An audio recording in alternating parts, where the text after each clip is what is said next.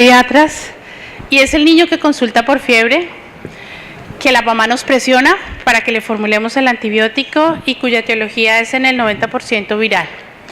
En estas infecciones que pueden ser que afecten principalmente el tracto respiratorio superior, muy pocas el tracto respiratorio inferior, podemos tener tres conductas: esperar y observar, dar antibióticos o usar medicamentos antivirales, como es la opción que nos plantea ahora la epidemia H1N1.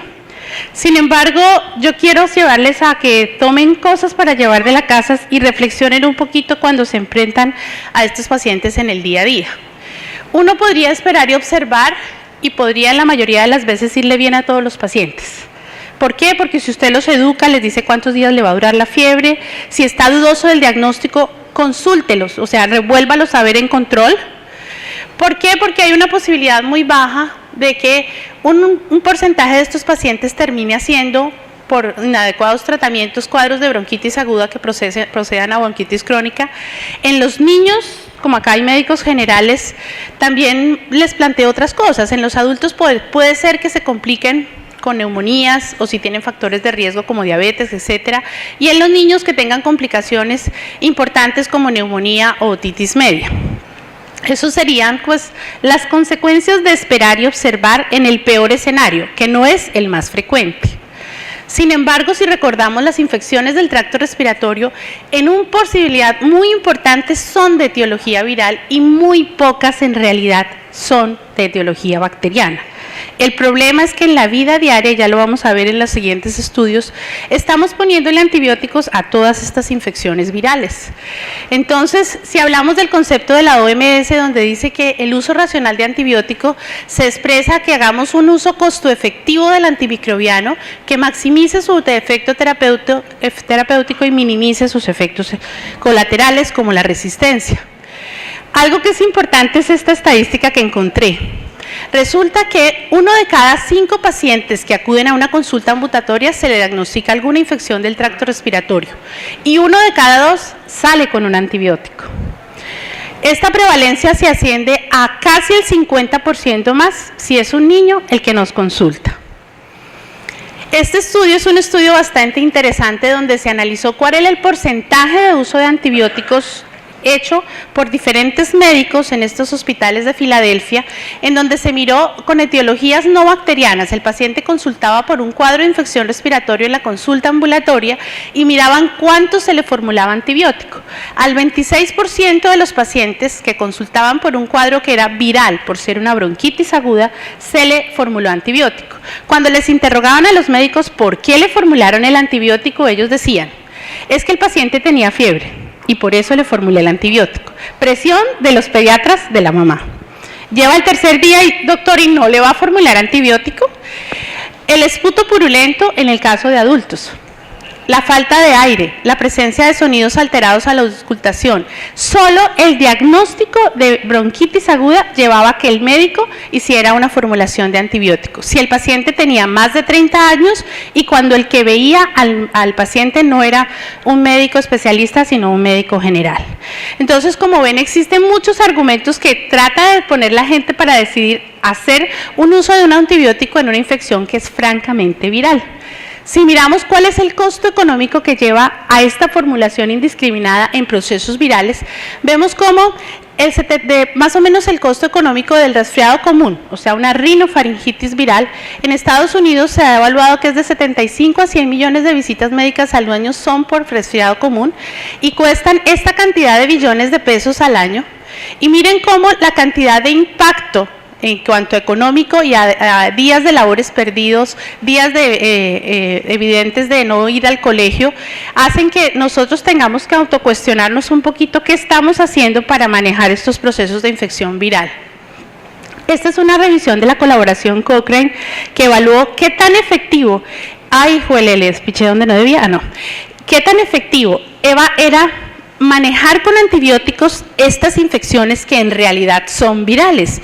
Y ellos evaluaron más o menos 9 estudios con 750 pacientes, donde se veía cuál era la efectividad del antibiótico manejando bronquitis aguda, donde el 90% son de etiología viral.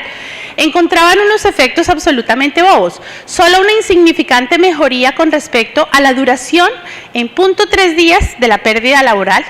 La duración de la tos en promedio se redujo medio día y no tuvieron, en cambio, efectos, o tuvieron al contrario efectos muy importantes en aumento en los efectos secundarios como náuseas y vómito, dolor de cabeza, erupciones o micosis. Y en realidad la evolución seguía siendo igual, es decir, el uso de antibióticos en infecciones que no requieren no lleva a una mejoría en ninguno, y es obvio porque no estamos tratando la infección con el antibiótico. Esto es muy importante y es la reflexión que cada vez nos hace la Organización Mundial de la Salud, y es que existe un impacto importante de la formulación indiscriminada de antibióticos en procesos virales en cuanto a el fenómeno de resistencia. Porque el fenómeno de resistencia nosotros tenemos las manos para controlarlo como médicos, porque no nos lo vamos a esperar a que nos construyan nuevos antimicrobianos cuyo proceso de construcción es 15 años y su costo económico es absolutamente alto.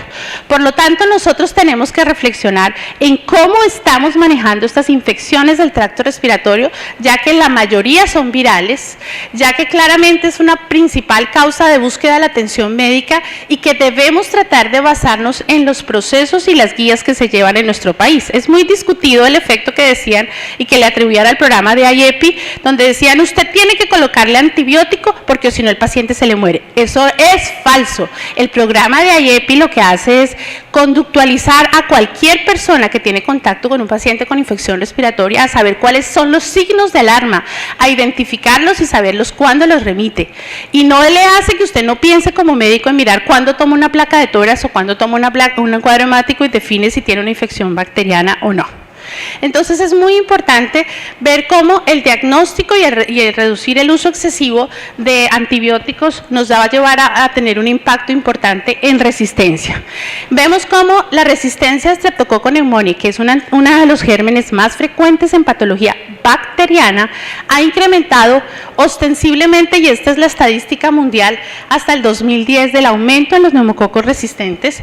Vemos algo mismo en América Latina, donde vemos claramente un aumento en los serotipos que son más agresivos y resistentes, y que esta resistencia claramente tenemos que buscar estrategias, además de dejar de formular antibióticos cuando no debe ser, hacia estrategias con la vacunación, que lo vamos logrando mucho con el efecto de rebaño que logramos. También recordar que no solo neumococos se está volviendo cada vez más resistente, sino hemófilos influenza, donde vemos que en el 2010 más o menos un 30% de las cepas de hemófilos influenzas eran productoras de beta-lactamasa. Y miren algo que yo quisiera dejarles de mensaje para la casa. ¿Cuál paciente que tosa más de 3 veces no se le está formulando hoy claritromicina? Miren la estadística de la resistencia en Europa con el uso de macrólidos en forma indiscriminada para Streptococcus pyogenes, y vemos cómo la incidencia ha aumentado enormemente y ya casi hay un 30% de Streptococcus pyogenes resistente a macrólidos en países como España y Alemania. Pero ¿qué pasa en Colombia con esa resistencia? En Colombia no nos quedamos atrás. Este es el reporte que ustedes pueden consultar mensualmente en el Instituto Nacional de Salud, donde hay una vigilancia súper exhaustiva, y a partir del 2008 se cambiaron los puntos de corte para definir neumococo resistente, productor de neumonía, diferencia de enfermedades invasivas. Este cambio en la definición del punto de corte nos hizo entender que podemos seguir manejando la neumonía adquirida comunidad con amoxicilina, dado que la mayoría de nuestros neumococos van a seguir siendo sensibles. Esta es la prevalencia de neumococo resistente en la edad menor de 6 años para producir enfermedades invasivas, y vemos cómo a partir del 2008 la posibilidad de encontrar un neumococo resistente que produzca una enfermedad invasiva y que ocasione una neumonía es muchísimo más baja. Por lo tanto, nosotros no tenemos que hacer ningún cambio en nuestra terapéutica para neumonía neumonía adquirida de la comunidad y al contrario, empezar a manejar con antibiótico lo que sí debe ser con antibiótico. Esto mismo en el rango de edad de 14 años también se ve como el porcentaje de neumococo resistente bajó a ser más o menos un 5 o un 7% y no el 20 o 30% al no tener el punto de corte. Esto mismo, la posibilidad de tener un Haemophilus influenza en Colombia resistente sigue siendo del 40%, por eso tenemos que seguir tratando de utilizar y verificar si existe una posibilidad de un Haemophilus influenza productor de beta-lactamasas. Entonces, para terminar esta partecita de la charla, quiero concluir. ¿Quiénes son los encargados de hacer una muy buena evitación de la resistencia? Nosotros, tratando de hacer esta pirámide y exponiendo antibióticos en realidad a los pacientes que lo necesitan. Adiós al por si acaso. Mire, yo voy contra los médicos de ambulancia, me da muchísima pena, pero hacen una pésima historia clínica, no examinan bien al paciente y terminan diciéndole a la mamá, es que le voy a poner amoxicilina porque por si acaso mañana termina siendo una infección bacteriana. Adiós al por si acaso, tratemos de dar antibióticos solo cuando en realidad el paciente lo necesita, no tratemos las infecciones, no tratemos las colonizaciones, usemos siempre los datos de resistencia locales y tratamos siempre de ser muy cautos en la formulación de antibiótico. Vigilemos mucho la dosis y la frecuencia, para que la dosis y la frecuencia sea la adecuada. Darlo por el tiempo adecuado, no como el paciente se sintió bien, a los 3 días el paciente lo suspende. Conocer cuáles son las bacterias que están involucradas en las infecciones que nosotros estamos manejando. Otra cosa que quiero llevarles un mensaje es lo que ya está empezando a aparecer en estadísticas a partir de la epidemia de H1N1 y es que a todo el mundo que tenga fiebre más de 3 días le están diciendo un probable caso de influenza H1N1. Por favor, vayamos a las guías de nuestro país y empecemos a definir cuáles son los casos de influenza H1N1 para no terminar con esta estadística. Hay ya 30% de virus resistentes a mantadina y rimantadina, hay un 4% de resistencia en adultos a oseltamivir y hay un 18% de resistencia en niños a oseltamivir. Entonces, es un mensaje para revisar un poquito y revisar las guías. Entonces, los últimos casi 6 minutos que quedan de mi charla, les voy a hacer un poquito una introducción a lo que es cuál es la evidencia de otras estrategias terapéuticas para poder mejorar que el curso de estas infecciones respiratorias sea un poco más lenta y hacer que el paciente no presione para que le formulen antibióticos. Entonces, yo les voy a hacer una evaluación de cuál es la evidencia de una intervención terapéutica que se llamaría como en su categoría un coadyuvante para el tratamiento de infecciones respiratorias, que es el extracto de Pelargonium pseudoides. El extracto de Pelargonium pseudoides es un medicamento que es una fitoterapia, es decir, es un medicamento que se basa en un principio activo que sale de una planta, la cual se regulariza, se hace un procesamiento y se extrae solamente lo que es efectivo de la planta.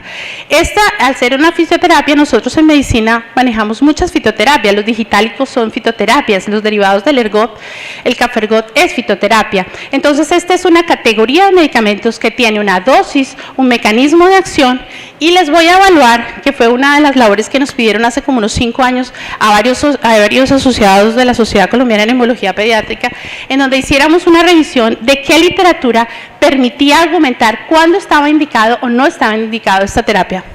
Entonces, lo primero que voy a hacer es mencionarles cuál es un mecanismo de acción, que es una parte importante de entender cuál es su efectividad. Tiene una función principalmente como antiviral, una función antibacteriana y una función antisecretoria. ¿Esto con qué objetivo? Con acudir o hacer caso a las recomendaciones de FDA y el CDC, donde dicen no combata con antibióticos las infecciones virales y use otras estrategias coadyuvantes.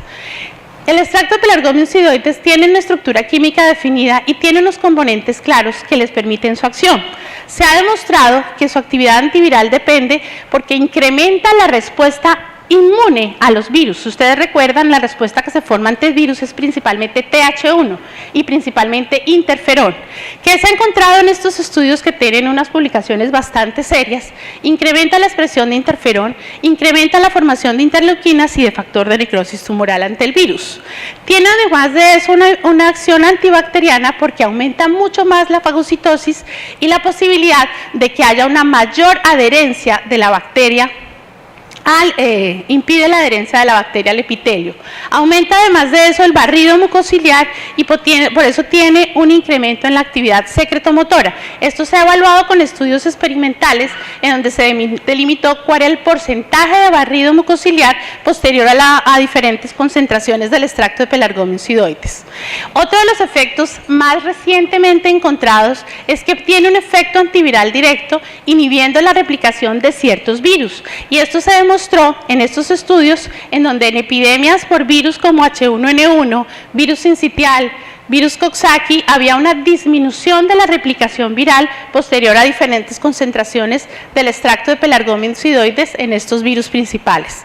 Entonces, es claro que podría ser una opción terapéutica con una muy buena argumento fisiopatológico. Sin embargo, muchas intervenciones que usamos en medicina se quedan ahí, con excelentes mecanismos fisiopatológicos, y uno tiene que mirar qué cosas en realidad se duplican con los estudios clínicos, y es lo que voy a pasar a que revisemos rápidamente. Los estudios clínicos que han evaluado efectividad del extracto en adultos han sido el mayor porcentaje y con un muy buen número de pacientes.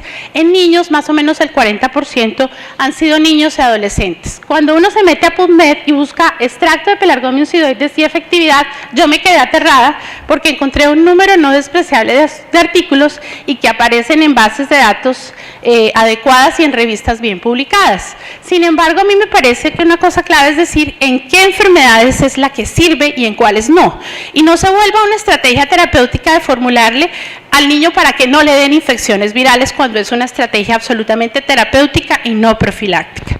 Las entidades entonces que voy a mencionar son en las cuales uno encuentra evidencia y vamos a mirar cuál es la calidad de esos estudios.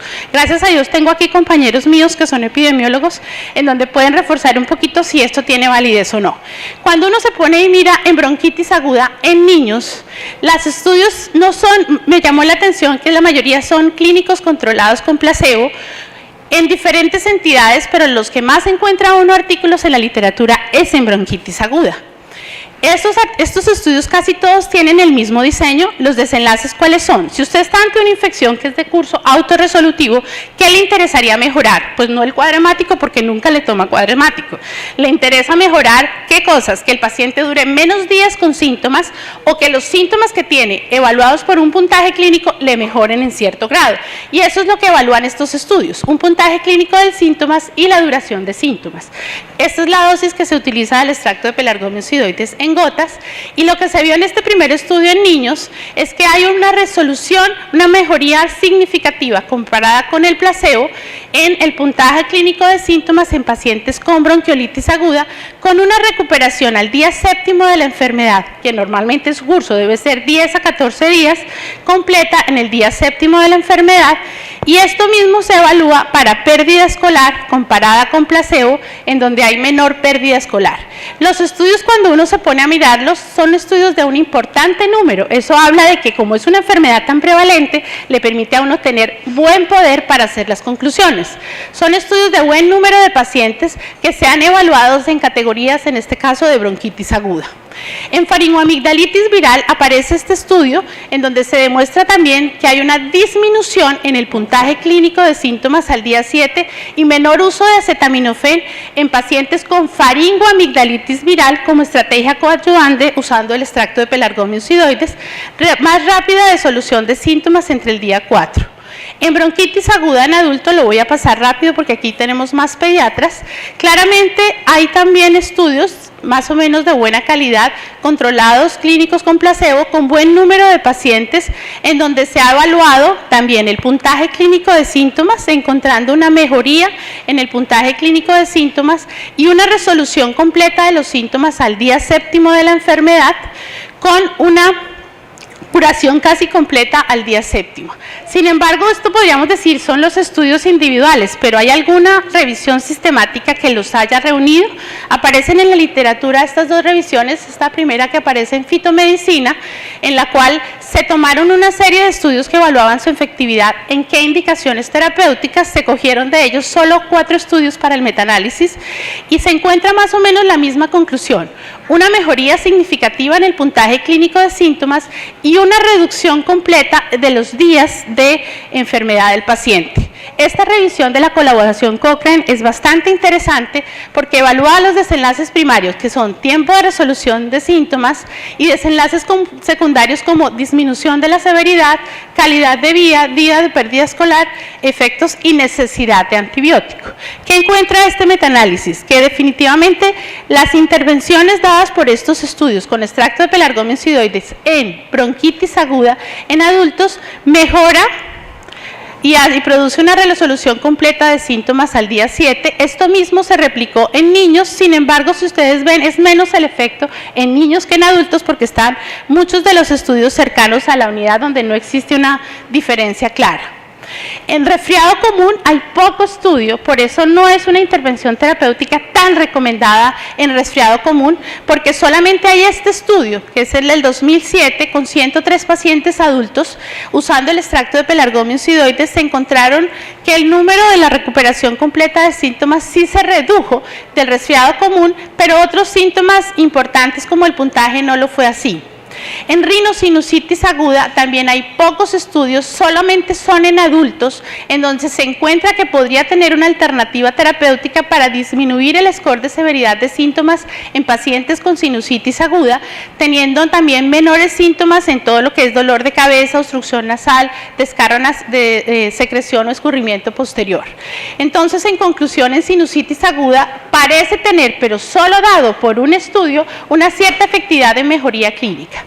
Este estudio es un estudio de nuestros vecinos venezolanos que me pareció bastante interesante porque ellos evaluaron que no había sido evaluado ni en las dos revisiones sistemáticas que tanto el usar esta estrategia coadyuvante hace que menos antibióticos se formulen. Es decir, el paciente se siente mejor, le dura menos la fiebre y hace que presione menos por la formulación de antibióticos. ¿Y qué encuentran ellos? En patologías como amigdalitis, bronquitis, rinosinusitis, que la mayoría son virales, el usar esta estrategia coadyuvante, estas son las características de los pacientes, evaluaban una escala de mejoría como mejoría completa, significativa, moderada y leve, que es una escala validada de IOMS para estas categorías de enfermedades, usando también puntaje clínico de síntomas. Encontraron que la no utilización de antibióticos para todas las categorías fue mucho menor en pacientes que eran intervenidos con el extracto de Pelargonium pseudoides. Entonces ven acá cómo no se utilizaron antibióticos en un 86% de los pacientes con rinosinusitis. En el caso de amigdalitis bacteriana, viral, se utilizó en un 92% menos antibióticos en adultos y 89% menos en niños. No utilizaron antibióticos en el 86% adultos y 93% en pacientes con bronquitis aguda. Entonces definitivamente este estudio demuestra que sí puede ser una alternativa terapéutica adecuada como coadyuvante. ¿Cuál es el mensaje que quiero que se lleven a casa? Pensemos un poquito bien entre el paciente si tiene una infección bacteriana que amerite antibiótico y no dudemos en decir si lo tengo que citar a las 24 o 48 horas para aclarar mucho más su evolución y definir qué tanto necesita antibiótico, háganlo, así estén en un servicio de consulta, pero obviamente lo pueden hacer si están en su consultorio. La otra cosa y el otro mensaje es que tenemos nuestro papel como médicos en disminuir la resistencia a los antibióticos formulándolos a ellos adecuadamente. Y tengamos en cuenta las opciones que nos brindan estas estrategias coadyuvantes con su respeto a saber en qué entidades sirven. Yo puedo decirles claramente que hay muy buena evidencia en bronquitis aguda tanto en niños como en adultos. Claramente hay menor evidencia para uso en faringoamigdalitis viral, hay menor evidencia para uso en resfriado común. Y lo último que sí quería dejarles de mensaje, esta es una estrategia terapéutica de tratamiento, porque aumenta todos los mecanismos que ya les dije. No es una estrategia profiláctica, no es para que no le den infecciones, porque no tiene ninguna base como estrategia profiláctica. Muchas gracias.